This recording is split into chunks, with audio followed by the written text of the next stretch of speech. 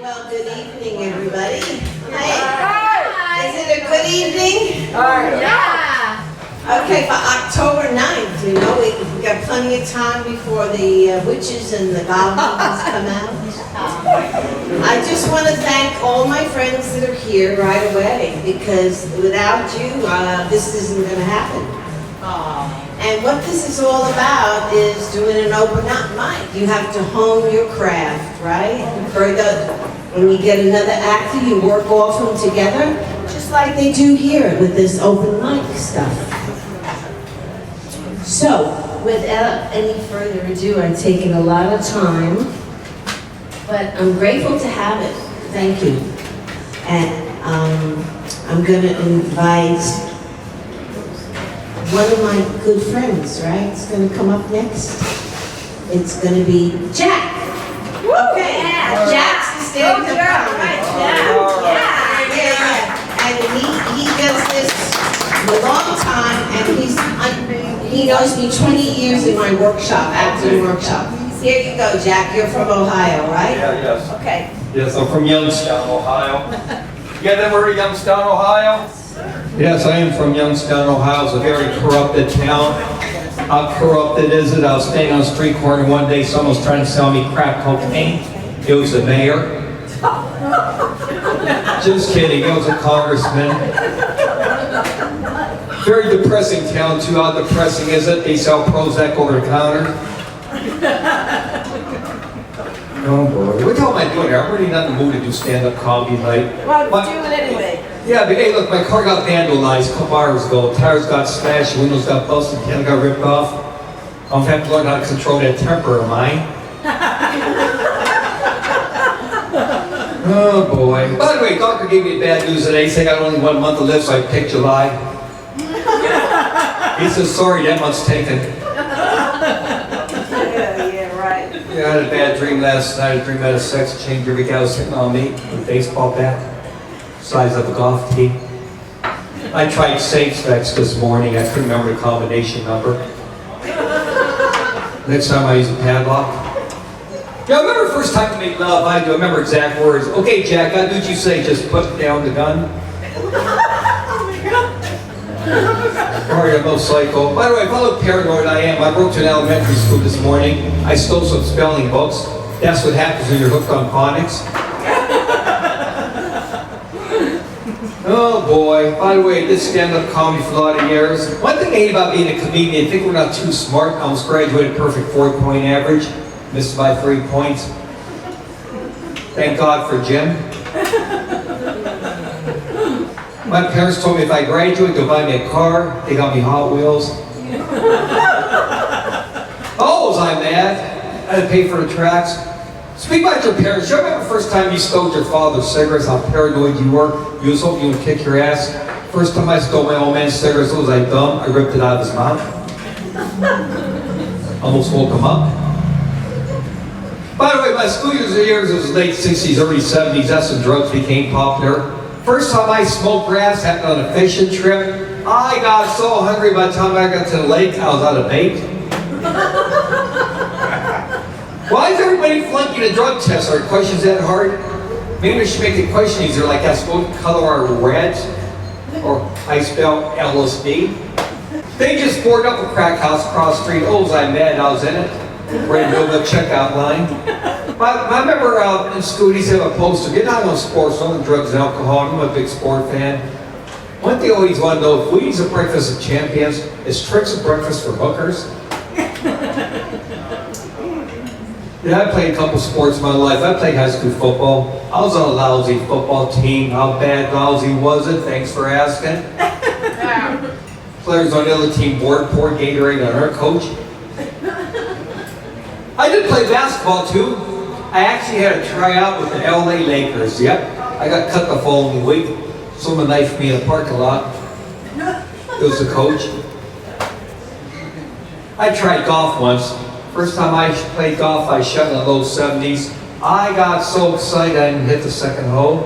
Everybody's not a sport fan, I know. By the way, before I went here to a psychic, she gave me the good news and the bad news. She said in my next life, I'm going to have a very beautiful spouse, but the bad news, we're going to be the same sex. Jesus Christ, I hope my next life I come up with better material. Show's about to start. By the way, I was at a dance last night doing a foxtrot. My partner's too short. I kept stepping on her tail. Well, I guess my time is up. Justine, back to you. Okay, the next wonderful lady that I met is, come on up, Judy Rundle. Thank you so much. That's so sweet. I just wanted to share with everyone that I took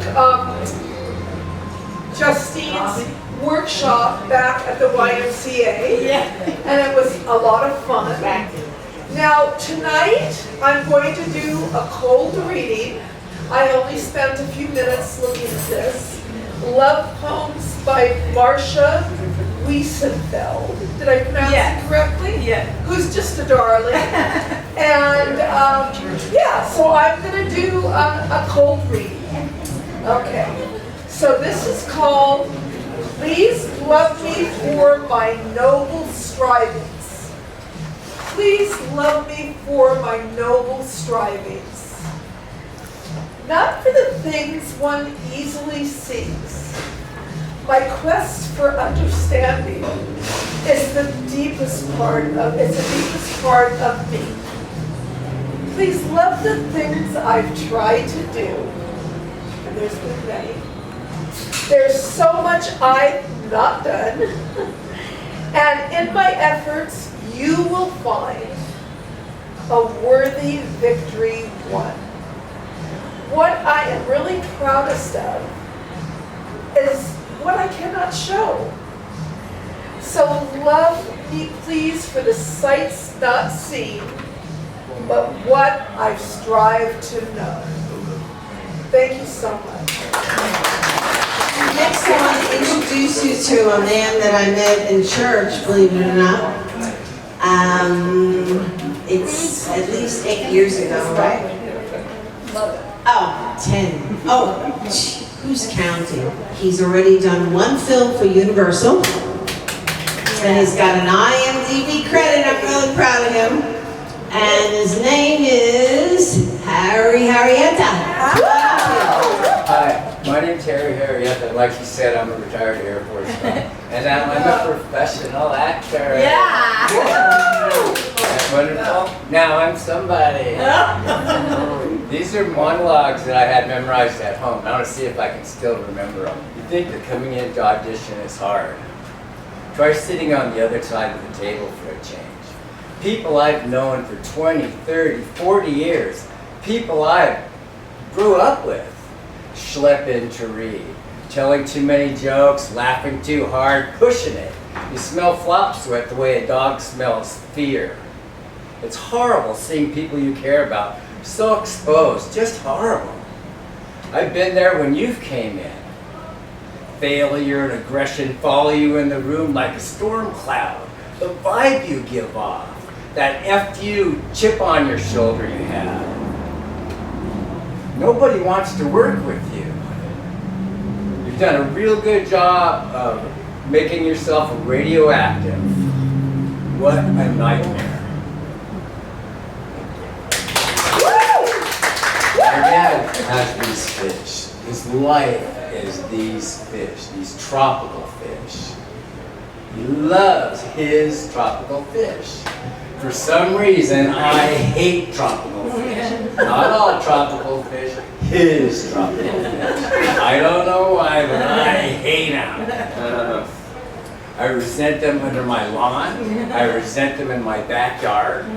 We're the only house in Larchmont with a tropical fish cemetery in the backyard. But I hate those fish. I can't stand them. I don't know why. Does not make sense. I don't understand. It does not make sense. Thank you. Nice presentation. My parents used to have this big cat. Big, fat, red cat named Boris. But he only had 2.5 legs. You got the fourth one and half the third one chewed off in fights or something. I can't remember. But the point is, he had trouble getting around. He couldn't get upstairs and up and down so well. He kind of hobbled and crawled everywhere he went. But he'd crawl upstairs to my room every night and sit there and cry until I picked him up and put him in bed with me. He got there every night, no matter how long it took. I was so impressed by that. He was so determined. When I met you, you were like that. What happened? It's like you don't even try to climb the stairs anymore. What happened? I know you hate working down there. It's been awful. But you gotta keep trying. You got to. Come on, I got some movies I want to show you. Some old home movies of Boris in action.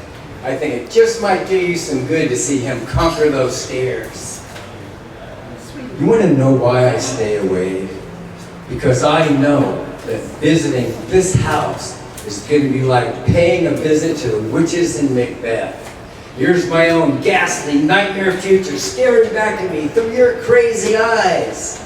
Look at your future, Christopher Benton. It is ugly as hell. You're threatening to burn down our house, Mom?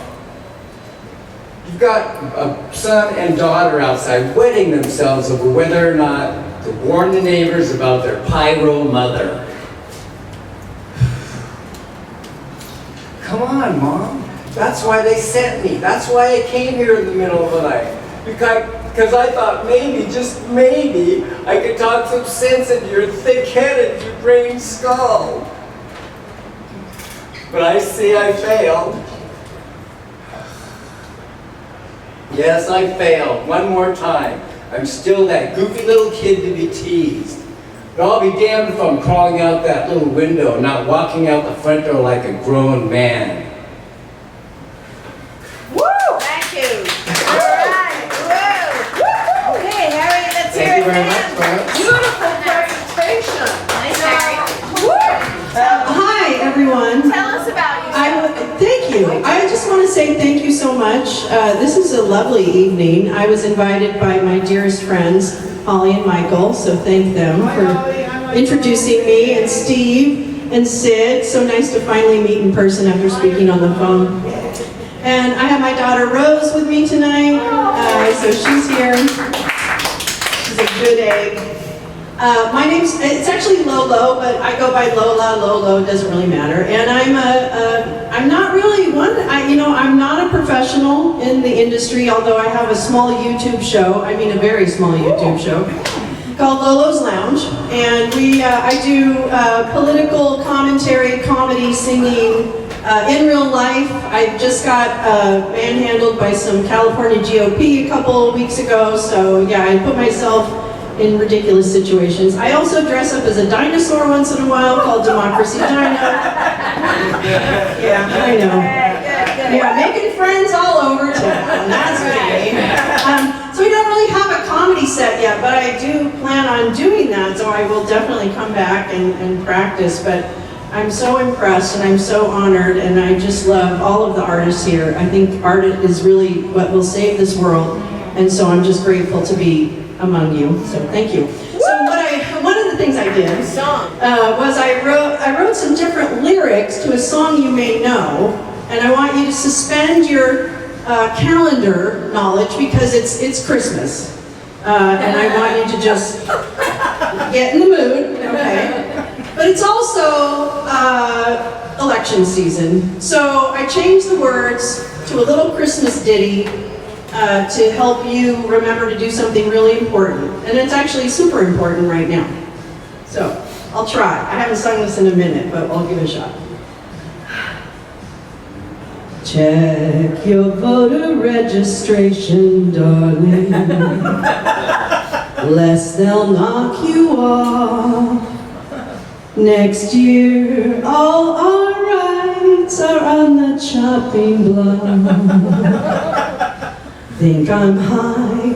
Well, last I checked, rose gone, so make a plan today. Next year, we must vote or Fash will have their way. GOP is lame. Lindsay has no shame.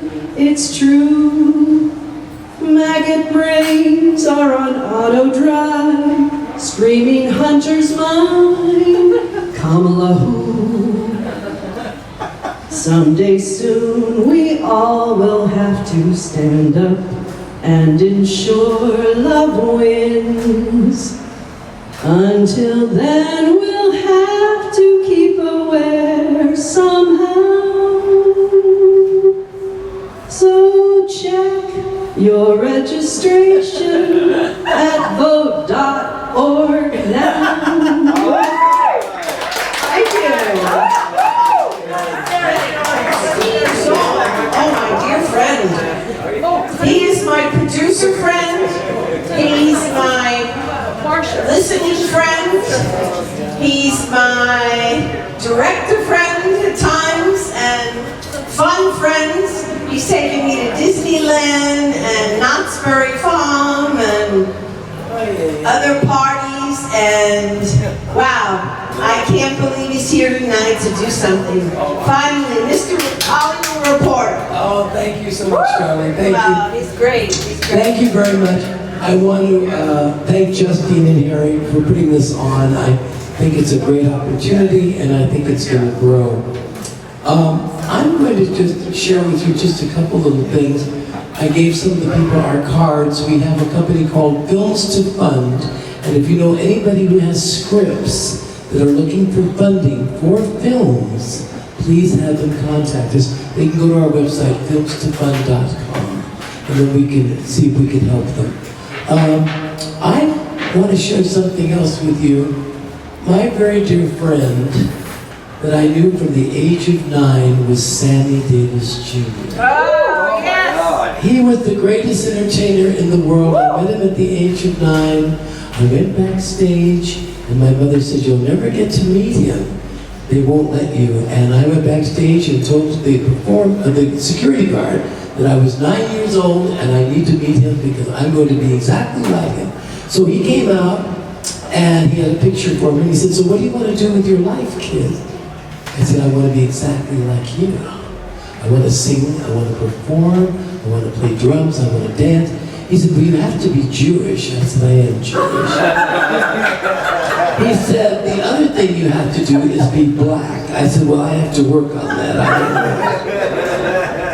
So for Sammy's memory, I would like to sing this song. Just a little bit, not a lot. What kind of fool am I? Who never fell in love? It seems that I'm the only one that I have been thinking of. What kind of man is this who could not see, who could be seen by almost everyone but me? I want to sing this song in loving memory and always, always remember my dear friend little Sammy.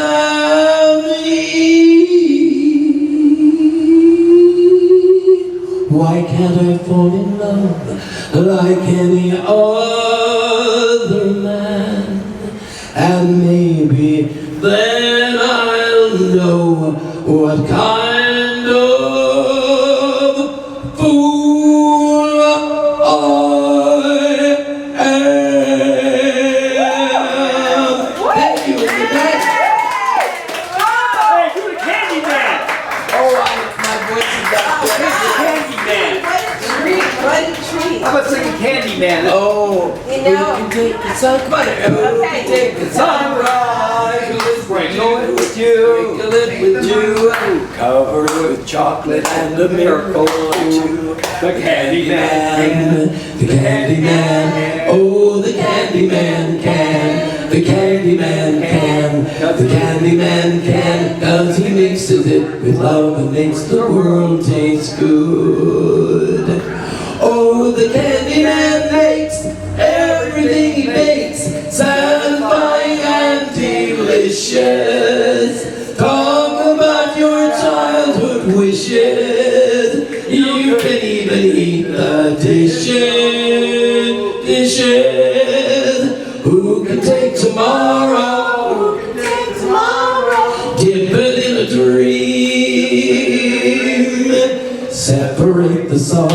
collectible, the cream, the candy man, the candy man. Oh, the candy man can, oh, the candy man gets good. He mixes it with love and makes the world taste good. And that's what we need, folks, is lots and lots of love. Thank you, good night, and God bless you. Bravo! Good night. I have another friend that I met at the same time that we met, I met Steve, I met Sid Fish. And I started singing at this old grand piano there. And Sid came up and started harmonizing with me. Oh my God. And I said, oh my God, exactly. What a talent here. Come on, Sid.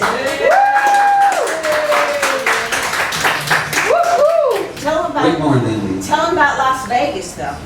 Oh, I really don't know much about Las Vegas, Oh. except it's too hot in the summer, too cold in the winter. There's 6 weeks of temperate weather in between. The sand blows all the time. It hits your windshield in 6 months, and it blows silt under the windowsill. So.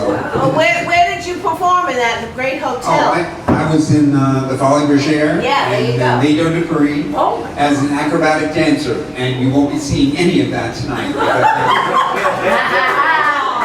you're taking the That chair there. was a long, long time ago, longer than I'm going to admit to. So anyway, I don't have the kind of voice that Steve does, but I'm going to try and do a couple of Anthony Newley songs. Oh, It isn't enough to hope, it isn't enough to dream, it isn't enough to bluff and plan and scheme. It isn't enough to stand here saying that life is grand here, waiting for something good to turn up. It isn't enough to sit here, turning the microphone off here, hearing that the world will burn up. It isn't enough to hope, it isn't enough to dream. I've got a better answer, I've got a better scheme. Why not wish upon a wishbone, pick a 4-leaf clover, rub a fat rabbit's foot, and throw a horseshoe over your lucky shoulder? You'll find before you're very much older, a bit of luck will come your way. Now isn't that enough to make your day? all right.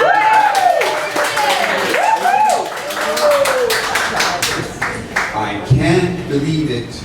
Pinch me to see if I am awake. I won't believe it. Wake me and say there's been a mistake. No, don't. I'd sooner sleep on, in case that is, until the dream has gone. No, this is no dream, my friend. This, it would seem, is where my troubles end. Stand well back, I'm coming through. Nothing can stop me now. Watch out, world, I'm warning you. Nothing can stop me now. Now I know the future is mine to have. I've got to find it somehow. Hope is high and I'm gonna cling to it. Tie every string to it. Give everything to it. Get you gone, you sky of gray. Farewell, you furrowed brow. Now my future's crystal clear. No more woe for me to fear. I'm gonna stand this world up on its ear, and I'll succeed somehow. I'd walk 1,000,000 miles for one of your smiles. Nothing can stop me now. Richie the C. Are you ready to come and join us? Sure. All right. Sorry. But anyway, this started off as a parking lot night during the pandemic. Because all the clubs were closed. We had to do stuff in the parking lot. And it was actually voted best parking lot open mic on Magnolia Boulevard between Tujunga and Lancaster by Magnolia Parking Lot Open Mic Magazine. 5 years in a row. Kaboom. Then what happened was then we moved in here Then one of the staff quit, so we had to move back outside. Then person came back, but somebody else tried to take a beer. Well, with Robbie the waiter, somebody bought a beer and took it outside of their car. Well, Robbie tried to explain to me what was wrong, and the minute he explained, the guy walked to his car with the beer. So we had to go outside again. Then the diner almost went under, and we figured out a way to keep the diner open. And so part of the negotiation was to have, we could have open mics here. How exciting. Anyway, that's the origin story. Yeah, about my foot, so I have to be careful, because one doctor said this might be a hairline fracture, you know, but the last time I fractured a hairline, I lost all of it. Kaboom. Some people think I look like a serial killer. Really, I just play one on television. Does anybody remember America's Most Wanted? Yeah. Yes, I hated that show, especially when they got my name right. Kaboom. I was supposed to be on Dateline. Turns out they hate it when you show up a day early. You ruined everyone's surprise. Kaboom. Chris Hansen is the worst MC ever. Have you noticed nobody ever goes on a date? No, Chris, I have some questions for you. That's it. Maybe I like 40-year-olds who pretend to be 16. Kaboom. You know, I tell jokes like this because I look like this, and I can't fix your computer. I can't do your taxes. I don't speak Klingon, and I don't collect comic books anymore. The only thing that people associate with this face is a non-consenting female. Kaboom. Thank you. Thank you to the people who are still laughing.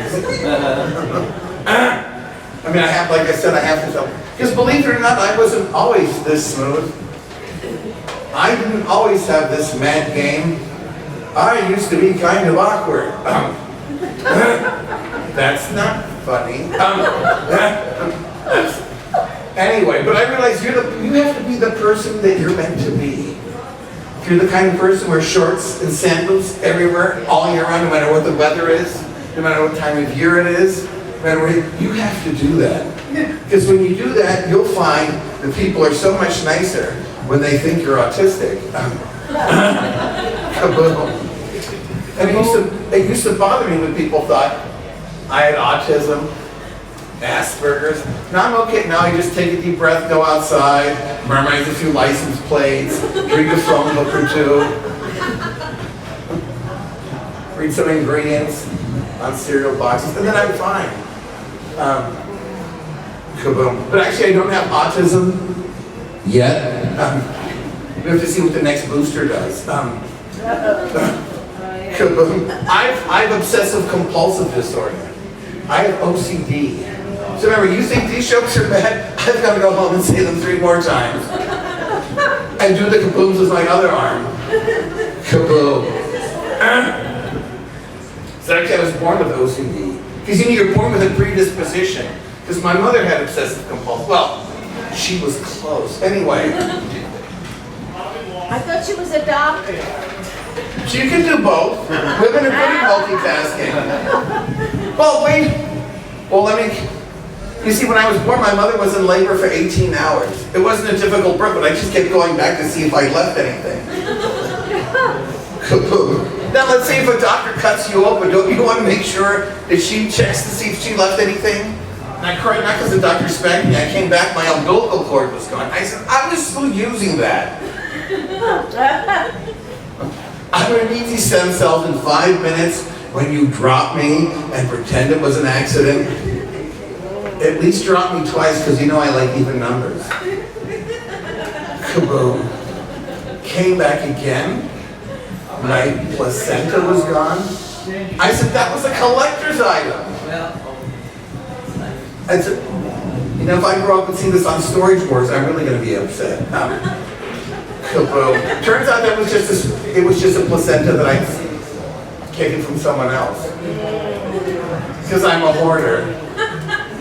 Is that funny? I'm a famous, no, I'll take it. Famous hoarder. I'm gonna hoard, that's, Famous yes. hoarder on TV. That's how they get, yeah. I wasn't on Hoarders. My show came before Hoarders. I'm pre-hoarder, hoarders. Pre-hoarders, hoarder. Because I was on a show called Obsessed. Called about people with OCD, because my OCD was so bad. And I lost, well, my hoarding was so bad, and I lost so many girlfriends because of it. And then when I found them, I forgot which bags I put them in. But I don't know, hoarders always get such a bad rap. I think it's I just don't think companies don't like people who save things, unless it's a storage company.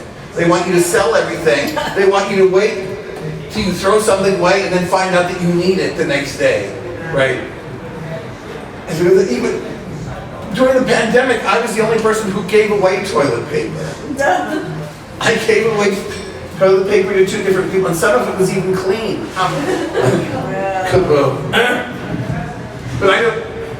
But you know, we wouldn't have this country without hoarders. This country was founded by a bunch of Europeans who wanted more land, and said that they were misfits to claim it. Right? And when they couldn't hoard it fast enough, they started hoarding Africans to help them do it. Right? And then when people wanted to gamble, they wanted to find out where they hoarded the Native Americans. Kaboom.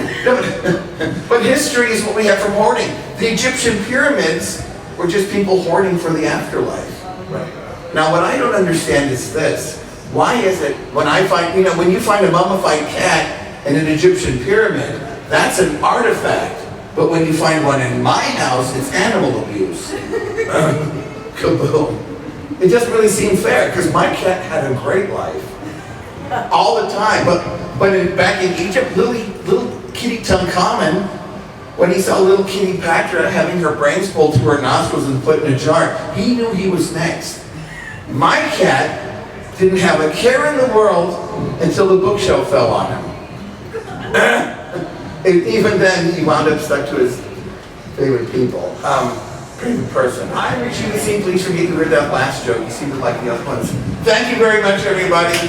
Give it up for yourselves. Give it up for Justine.